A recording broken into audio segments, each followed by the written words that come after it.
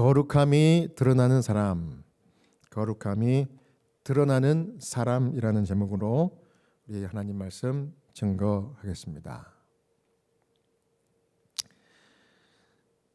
하나님은 능력 있는 사람이 아니라 하나님의 거룩함이 드러나는 사람을 찾으십니다. 하나님의 거룩함이 드러나는 사람은 어떤 사람인지 몇 가지 살펴보겠습니다. 첫 번째는 위협 앞에서 기도하는 사람입니다. 민수기 20장 6절 말씀을 우리 함께 읽겠습니다. 시작. 모세와 아론이 총의 앞을 떠나 회막문에 이르러 엎드림에 여호와의 영광이 그들에게 나타나며. 오늘 본문에서 모세는 오랜 광야 사역 중 가장 결정적인 순간을 만났습니다. 백성들이 물이 없다고 불평하고 모세는 하나님께 나아가서 기도했습니다. 기도했더니 민수기 20장 7절과 8절에 하나님이 이렇게 지시하십니다. 또 같이 읽겠습니다. 시작. 여호와께서 모세에게 일러 가라사대 지팡이를 가지고 내 형 아론과 함께 회중을 모으고 그들의 목전에서 너희는 반석에게 명하여 물을 내라 하라. 내가 그 반석으로 물을 내게 하여 회중과 그들의 짐승에게 마시울지니라. 백성들이 물이 없다고 불평을 할 때 그냥 불평 정도가 아니라 아주 모세를 원망하면서 위협을 했습니다. 돌로 쳐서 죽일 것 같은 그런 아주 심각한 위험 가운데 위협을 받은 이 모세와 아론은 그 자리를 떠나 회막문 앞으로 가서 기도했습니다. 여러분, 거룩함이 드러나는 사람은 모세와 같이 어떤 위험 가운데서라도 기도하는 것을 잊지 않는 사람입니다. 이렇게 기도를 했더니 우리 하나님께서 모세에게 즉시 이 사태를 어떻게 해결해야 될지 가르쳐 주셨습니다. 반석에게 네가 나가서 백성 앞에서 명하면, 반석에게 물을 내라 명하면 물이 나올 것이다. 그렇게 하라 그랬습니다. 네가 지팡이를 항상 갖고 있는데 그 지팡이를 가지고 가되 반석에게 명하면 물이 나올 것이다. 아주 분명한 지시를 하나님 주셨습니다. 자, 그 상황이 얼마나 위협적이었는지 우리 교회 성경주석은 이렇게 설명했습니다. 백성들의 태도는 위협적이었던 것으로 보인다. 모세와 아론은 권고와 보호를 구하기 위해 성소로 갔다. 사랑하는 여러분, 우리가 삶의 온갖 위협 가운데 취할 행동 중에 가장 중요한 것은 모세와 같이 하나님께 기도하는 것입니다. 그것이 하나님이 우리를 통하여 그분의 거룩함을 드러내는 삶인 것이에요. 이 구약 성경 중에 기도를 시도 때도 없이 했던 인물이 누군가 하면 바로 모세입니다.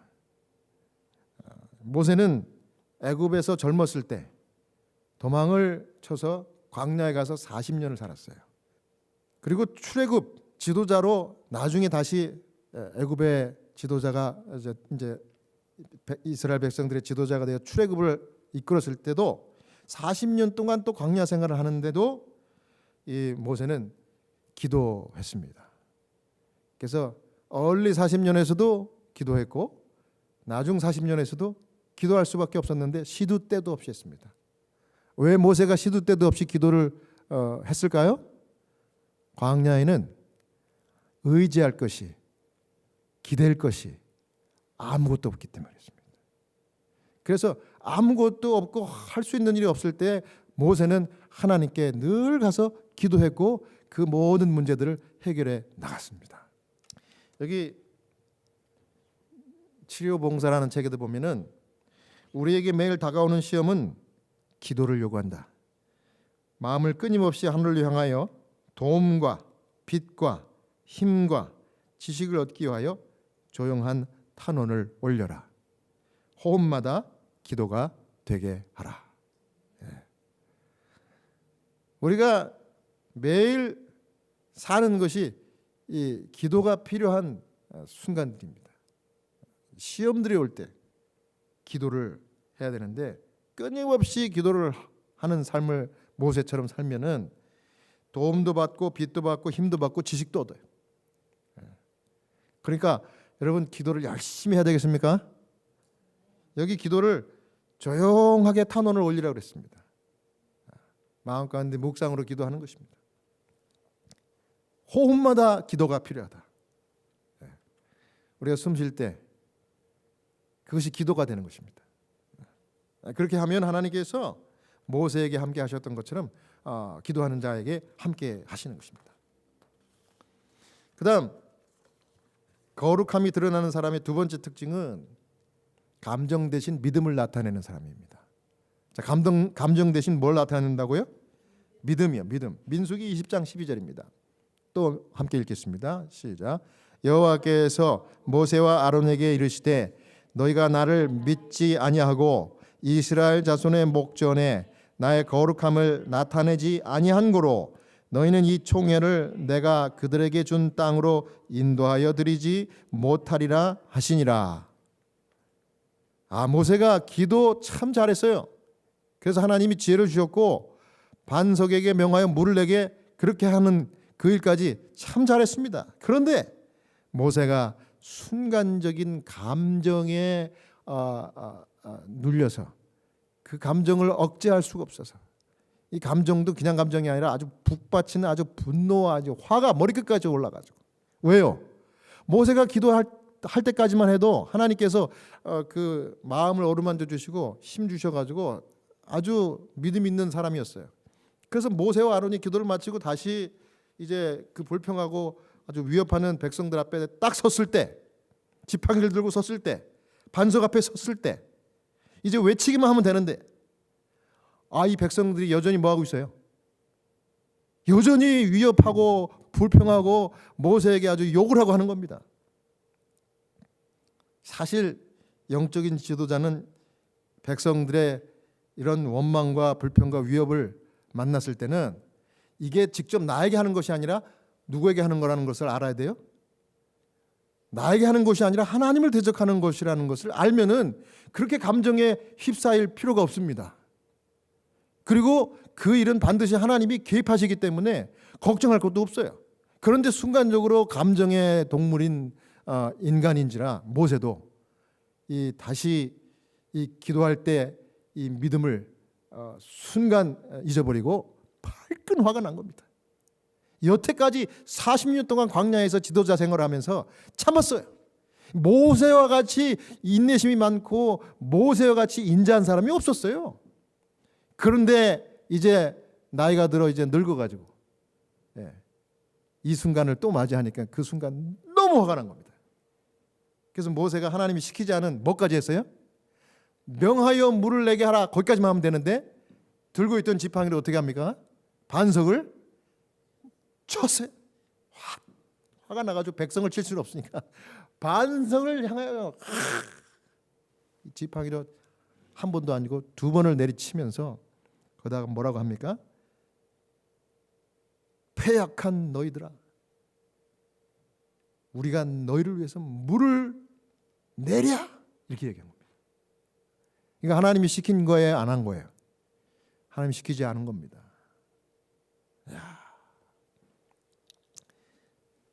그러자 하나님은 모세와 아론에게 말씀했습니다. 너희가 나를 믿지 아니하고 내 거룩함을 나타내지 아니하였다. 누구에게 한 말입니까? 모세와 아론에게 한 말이에요. 모세는 그의 실패가 단순한 행동의 실수가 아니라 하나님의 거룩하심을 드러내지 못한 영적인 실패였어요. 여러분, 우리가 하나님의 백성으로서 하나님의 거룩을 드러내지 못하면 이와 같이 하나님이 치욕을 당하시는 거예요. 모세가 순간 감정을 억누르지 못해가지고 그 분노를 참지 못해가지고 믿음을 선택하는 대신 이 분노를 분출시킴으로 하나님께 치욕스러운 그런 일을 하고 말았습니다. 사랑하는 여러분, 우리도 역시 감정이 믿음보다 앞서면 언제나 거룩함은 가려집니다. 여러분, 답답하고 억울하고 분노가 치밀어 오르는 그런 상황이 온다 할지라도 우리는 하나님의 거룩한 백성들이기 때문에 감정보다는 믿음을 선택해야 돼요.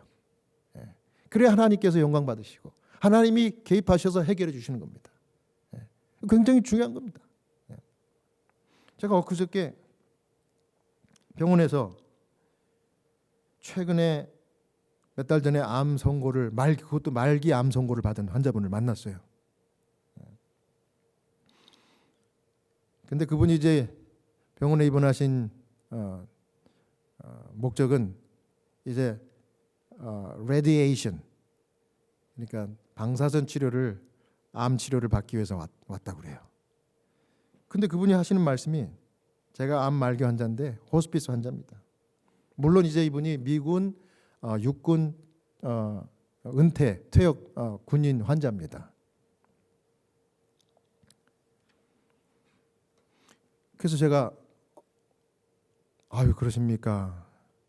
근데 이분이 뭐라 그러냐면, 근데 이거 지금 제가 방사선 치료 마지막 치료 받으려고 왔습니다. 그래요. 마지막이요? 순간적으로 생각을 많이 했습니다. 왜 마지막이라고 그러지? 앞으로 더 받으면 될 텐데. 이분이 벌써 제 얘기를 제 생각을 읽었는지 씩 웃으면서, 제가 더 이상 안 받기로 결정하고 마지막 요것만 받기로 제 주치의하고 사인했습니다. 왜냐하면 제 주치의가 더 이상 치료할 수 있는 방법이 없는데 시작했으니 마지막 요것만 받읍시다. 그래서 제가 사인했어요. 그러면 어떻게 하실 겁니까? 의사 선생님이 요거 끝나고 이제 집으로 가셔서 사랑하는 가족들과 함께 재미있는 시간 갖다가 하고 싶은 일 다 하시고 돌아가시면 됩니다. 그렇게 처방을 해줬대요. 이 얘기가 뭐 보통 얘기입니까? 저는 그 얘기를 들을 때 너무 마음이 아주 어쩔 줄을 모르고 안절부절했는데, 이분은 오히려 저보다 더 태연하고 더 아주 여유 있게, 목사님 왜 그렇게 놀라세요? 아니 그 마지막 죽으러 가신다고 그렇게 이야기하셔서 그랬더니, 목사님 걱정 없어요. 저는 크리스찬입니다. 저는 부활의 주님 예수님 믿어요. 제가 가서 가족들과 함께 좋은 시간을 갖고 이제 나는 죽으면 다시 살 텐데 뭘 걱정합니까? 목사님 기도해 주세요. 그래서 제가 기도를 바로 해드렸습니다. 하나님, 아무개 우리 환자분을 사랑하시고 긍휼히 여겨주시며 이분의 모든 지나간 잘못된 죄들을 주님의 예수님의 보혈로 다 용서해 주십시오. 감사합니다. 이분이 부활이요 생명이신 예수님을 믿고 돌아가시더라도 다시 부활한다는 것을 마음가운데 확신하고 있으니 이 믿음 변치 않게 붙들어 주시고 부활의 그 아침에 우리가 다 같이 만나게 주시옵소서. 예수님 이름으로 기도합니다. 아멘. 암 환자, 말기 환자, 제가 호스피스 1000명을 제가 봤지만 이분처럼 마음 가운데 평강이 있는 환자 처음 봤어요. 왜 이 사람을 그렇게 만들었을까? 뭐예요? 믿음과 소망을 붙들었기 때문에 그렇습니다. 믿음과 소망은요, 감정을 압도하고도 남음이 있습니다. 우리는 두렵고 떨리고 그 감정의 파도가 요동친다 할지라도 변함없는 반석 같은 우리 예수님의 말씀만을 믿으면은 이렇게 되는 거예요. 저는 그래서요, 제가 하나님 믿으면서 이 두 가지 성경 말씀은 정말 세상 없어도 너무 소중해. 이 두 가지 성경 말씀 때문에 내 믿음을, 이 두 성경 말씀이 내 믿음을 꽉 붙들어 주기 때문에 저는 아무 두려움이 없습니다. 제가 소개해 드리려고 그래요. 요겁니다. 잘 보입니까? 하나님이 주신 두 가지 약속. 첫 번째는 출애굽기 20장 8절부터 11절인데 8절과 11절만 제가 여기 썼습니다. 안식일을 기억하여 거룩히 지키라. 그러므로 나 여호와가 안식일을 복되게 하여 그 날을 거룩하게 하였느니라. 그다음 두 번째는 요한복음 11장 25절입니다. 예수께서 이르시되 나는 부활이요 생명이니 나를 믿는 자는 죽어도 살겠고. 아멘. 이 두 가지가 제가 이 세상에서 얼마나 살지는 저는 잘 모르겠어요. 누구만 아세요? 우리 하나님만 아실 거예요. 그분만이 이제 저의 이제 이 아젠다가 있을 거 아닙니까? 저를 위한. 그런데 제가 몇 날 며칠 몇 년을 더 살지 모르지만 사는 날까지 이 두 가지 말씀을 붙드는 한 저는 아무 걱정 없어요. 뭘 먹을까? 어떻게 살까? 저는 걱정 없습니다. 왜요? 첫 번째 이 성경 말씀 출애굽기 20장 8절 11절 안식일 이 하나님의 약속 때문에 그래요. 이건 계명 넷째 계명인데 이게 우리가 이 땅에 살면서 뭘 먹을까 뭘 마실까 어디 살까 걱정할 필요가 없이 하나님이 다 채워준다는 축복의 약속이에요. 조건적인 약속입니다. 요렇게만 하면은 하나님이 알아서 다 해주셔요. 다 채워주셔요. 뭐예요? 나는 뭐만 하면 돼. 창조주 하나님을 기억하고 인정하는 구속주 하나님을 기억하고 인정하는 안식일 제7일 토요일 이 날에 주님께 경배하고 이 자리에 나오는 거예요. 그것만 하면요 우리의 모든 필요한 것들을 다 공급해 준다 그랬어요. 왜요? 11절에 뭐라 합니까? 나 여호와가 안식일을 복되게 하여 그날을 거룩하게 했기 때문에 그렇다는 겁니다. 이거요 잘 몰라가지고 기독교인들이 제대로 안식일을 안 지키면 이런 복을 다 차버리는 거예요. 이 복 받을까 봐 사단이 이 날을 변경한 것이 일요일입니다. 그러면서 주의 날이라면서 주일을 지켜요. 이거 거짓된 안식일이에요. 하나님은 안식일을 제7일 토요일에서 바꾼 적이 없어요. 마귀가 바뀐 거예요. 사람을 통해서. 그런데 이 날에 이 말씀이 확실하고 약속이 분명하다는 믿음을 가지고 이 자리에 나와서 예배를 드리면요 하나님이 기가 막힌 복을 주시는 겁니다. 그래서 이것 때문에 저는 뭘 먹을까 어떻게 살지 걱정 없어요.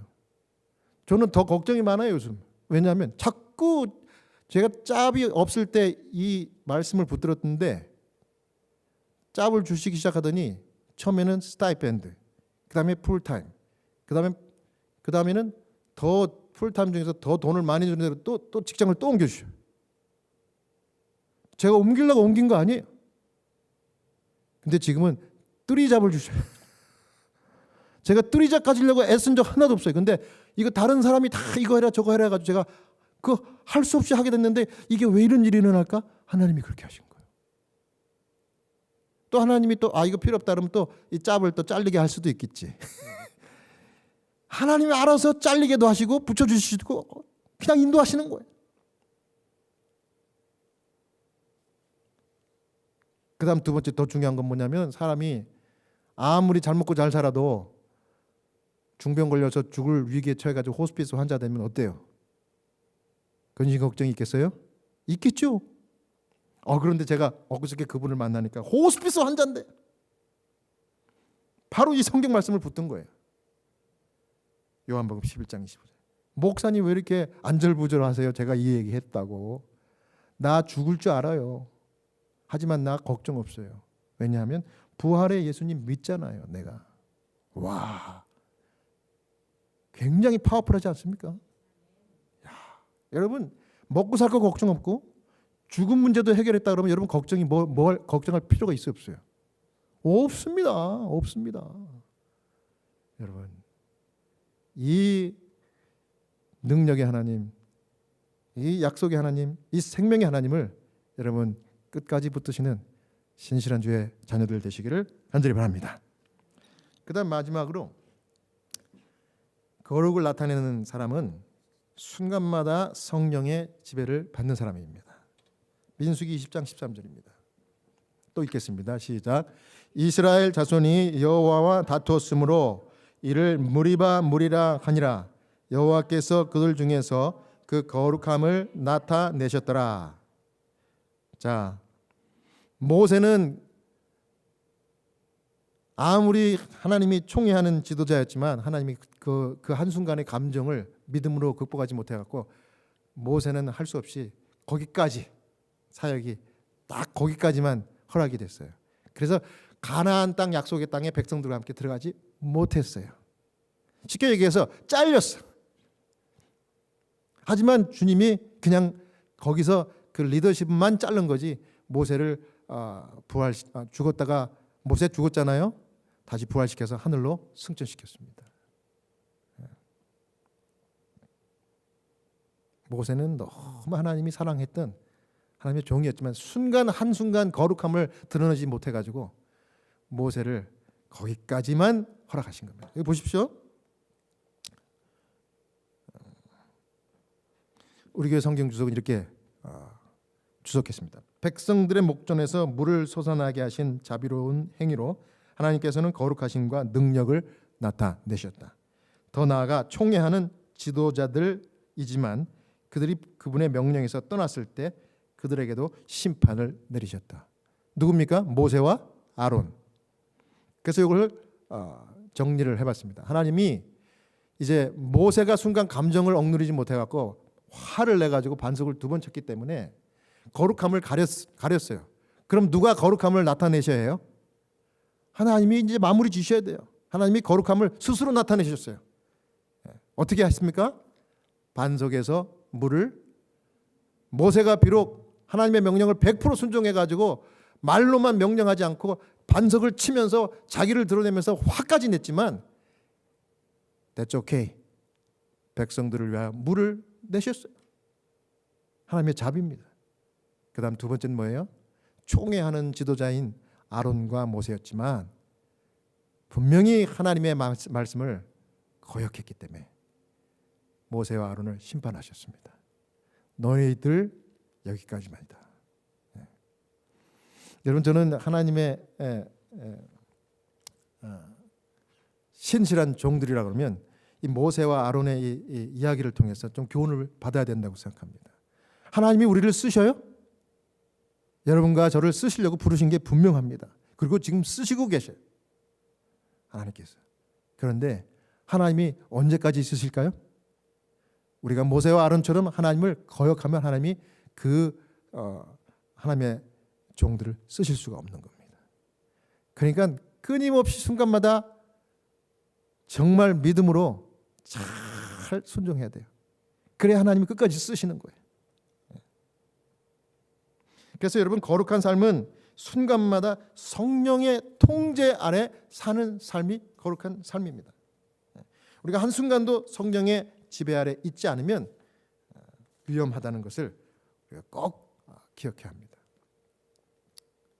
부조와 선지자 가운데 이렇게 얘기했습니다. 필요되는 것은 우리의 본성적 충동이나 정신적 능력이나 마음의 경향이 아니요 오직 순간마다 하나님의 성령의 지배를 받는 일이다. 모세는 위대한 종이었지만 한순간 성령의 지배에서 벗어났기 때문에 그 감정이 믿음을 삼켜버렸고 그 거룩함이, 하나님의 거룩함이 거기서 사라졌어요. 성도 여러분, 성령의 지배를 받는다는 것은 우리의 생각과 감정을 하나님 뜻 아래 두는 것입니다. 요동치는 우리의 생각과 감정을 성령, 그분의 지배 아래 둘 때 하나님의 뜻 가운데 우리의 생각과 우리의 감정이 움직이는 것입니다. 그거예요. 그래서 성령께 지배받는 사람은 어떻게 됩니까? 억울할 때 침묵할 수 있고, 분노할 때 기도할 수 있어요. 그 말과 행동에서 고스란히 하나님의 성품이 드러나는 것이 하나님의 성령의 지배를 받는 사람입니다. 그 사람이 바로 거룩함이 드러나는 사람이에요. 저는 반성했습니다. 모세도 순간 감정을 못 이겨가지고 폭발했을 때 하나님의 거룩이 가려지고 성령을 내쳤는데 저는 오죽하겠습니까?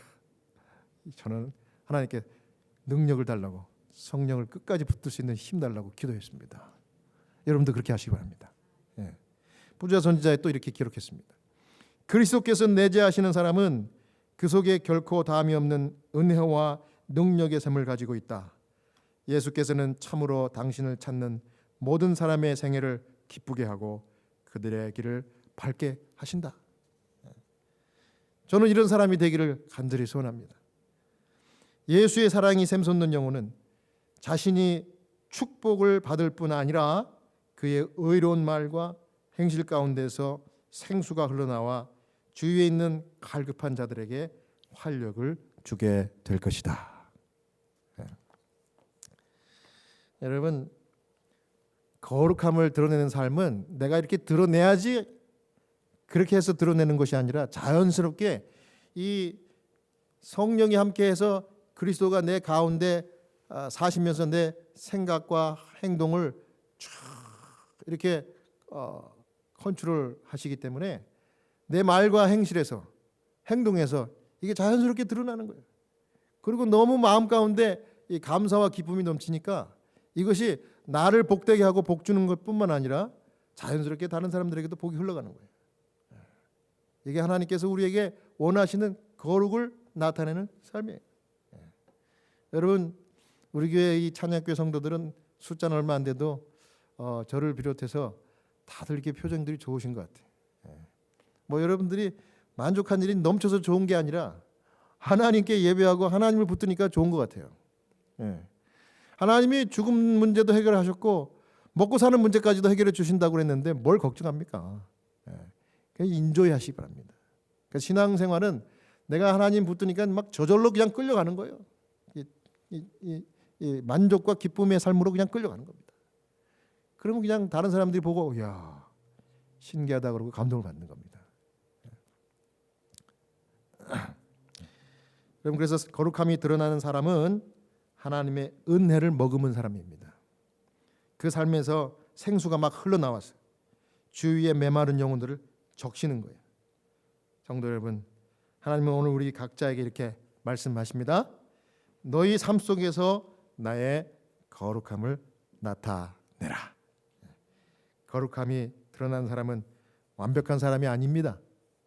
그는 실수 속에서도 회개하고 감정 속에서도 순종을 하며 어려움 속에서도 성령께 의지하는 그런 사람들입니다. 우리가 순간마다 성령의 지배를 받으며 살아갈 때 우리의 말과 행동 속에서 하나님의 거룩함이 자연스럽게 흘러나올 것입니다. 이와 같은 삶이 오늘부터 여러분들의 삶 가운데 날마다 풍성하게 이어지는 그런 축복된 신실한 성도들 되시길 바라면서 오늘 말씀을 마치겠습니다.